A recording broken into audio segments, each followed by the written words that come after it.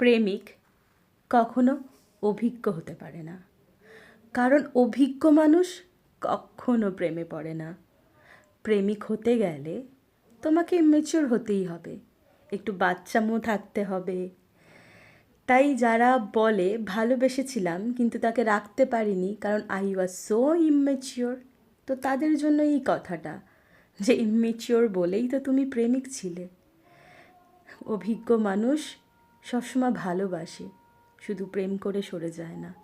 আর নিঃস্বার্থ প্রেমিক হতে গেলে না সত্যি সত্যি অনেক অনভিজ্ঞ, অনেক সরল মনের হতে হয়। ভালোবাসার উদ্যমতা থাকার জন্য তোমার মধ্যে বাচ্চামো থাকতেই হবে। আর অভিজ্ঞ মানুষরা হয়তো ভালোবাসাটাকে নিজের কাছে রাখতে জানে, কিন্তু সত্যিকারের প্রেমিক হতে পারে না। তাই প্রেম আর ভালোবাসাটা দুটো আলাদা আলাদা জিনিস।